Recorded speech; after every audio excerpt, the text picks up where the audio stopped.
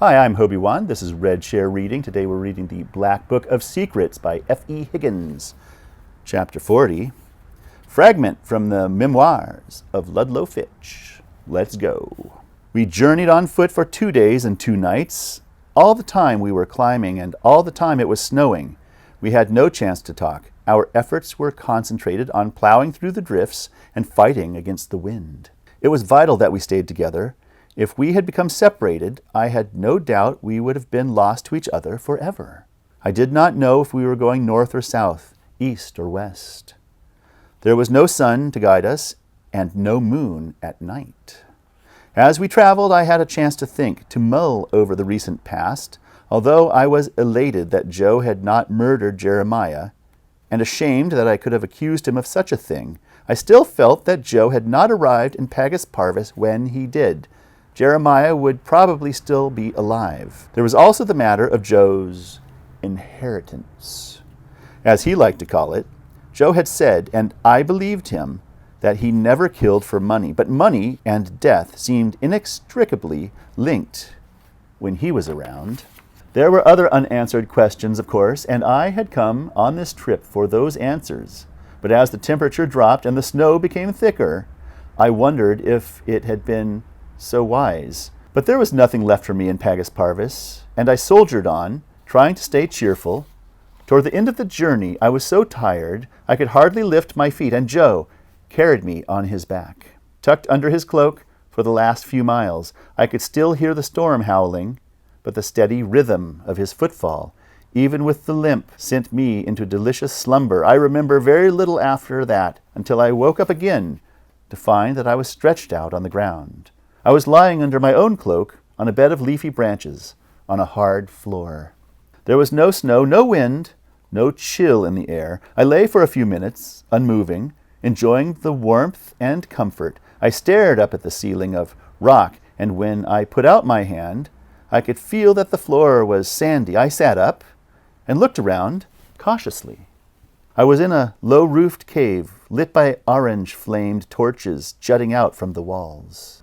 The last time I had seen such burning brands, the night Jeremiah died, they had not cast such a comforting light. If I concentrated, I could just hear the wind crying outside, but it sounded very far away. There was a fire at my feet, over which hung a blackened kettle. I could smell something familiar bubbling within. Joe was sitting cross-legged on the other side, holding out a bowl. Soup? After we ate, it was time to talk. For once, Joe seemed happy to answer my questions. He looked different somehow, relaxed, as if he was in a familiar place. It is time for the truth, he said. If we are to continue our journey together, you must trust me. If there is anything you wish to know, now is the time to ask. Where to begin? I was so nervous. I was shaking, but I knew what I wanted to say. I had rehearsed this moment for days. Tell me your rules. Joe nodded and began. There are only 2, both simple, but it is their simplicity that makes them so difficult to follow. I think you know the first. I did. You must not change the course of things. Exactly. That is not to say I have no influence. The very fact that I arrive in a place affects the future in some way. But wherever I go, each person is responsible for his own actions. Of the 2 rules, I think this is the harder to obey. I have seen some terrible things, Ludlow, and it makes it so difficult not to interfere. Nigh on every day in Pagus Parvis, I was tempted to ignore the rule. The villagers needed my help so badly, but I had to be deaf to their pleas.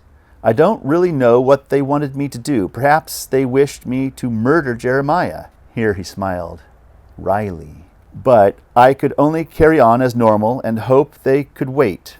To behave in any other way would have led to disaster. Dura lex sed lex. The law is hard, but it is the law, like gravity. And the other rule? You are familiar with that one too. Everyone, no matter who they are, deserves a chance to redeem themselves, to say sorry, to ask for mercy, even people like Jeremiah Ratchet. You will remember I gave him that opportunity when he came for the book. I remembered the sight of Jeremiah pleading for help, and I shuddered. If this is interesting to you, please boop the like button. Thank you very much. Of course, he didn't really want my help, continued Joe, but still, I had to offer it to him. You were afraid that if he confessed, I would use his secret against him. It broke my heart to see your faith in me waver, although I was immensely pleased that you were so concerned for the fate of the villagers. I knew then I hadn't misjudged you. Your loyalty to them is a quality to be admired. We act for the people, Ludlow. Never forget that. I will not deny that Jeremiah's own fate was sealed one way or the other when I came to Pagus Parvis, but he killed himself long before I ever turned up, by his selfishness, his avarice, his cruel nature. These are the rules, Ludlow, and I live by them regardless. He looked at me expectantly, and I was ready. The money you used in Pagus Parvis, where did it come from? A dead person, as you suggested, but before you accuse me of foul play, let me assure you it was all perfectly legitimate. Before I came to the village, I spent some time in a small town near the border.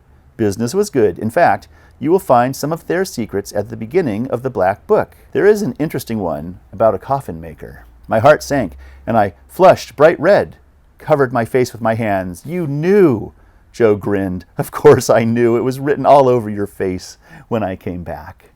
Aren't you angry? I was, I suppose, at the time. More with you than with Polly, but at least you started at the beginning. I wouldn't have read any more, I said. We both felt terrible afterward. I'm glad, replied Joe, laughing. So you should. It would have been easy to make you confess, but I thought I should let you live with your guilt and the book under your cushion. I'm sure to feel that every night was punishment enough. As I said, que nocent docent. The Latin words at the end of the story. It means things that hurt also teach. Now I felt even worse. So what happened in that small town, I asked, anxious to know everything. After some weeks, it came to my attention that the loyal physician was deliberately poisoning his patients and stealing their money and belongings. After he died, the locals rewarded me quite handsomely with a share of his stolen wealth, and then I moved on. But how did he die? Not by my hand. I swear it. Then how? More poisoned pie? Joe laughed. Ha! No, it was an accident, I promise. But let's not dwell on that. There's more important business to attend to. Follow me. Joe picked up his satchel and crossed the cave to the opposite wall, where I noticed for the first time the entrance to a tunnel. I hesitated at the opening. It was narrow and dark. But Joe had already stepped through, so I took a torch from the wall and ran after him. That's the end of chapter 40. What a cool book. Thank you for joining me. I'll see you again in chapter 41. Bye.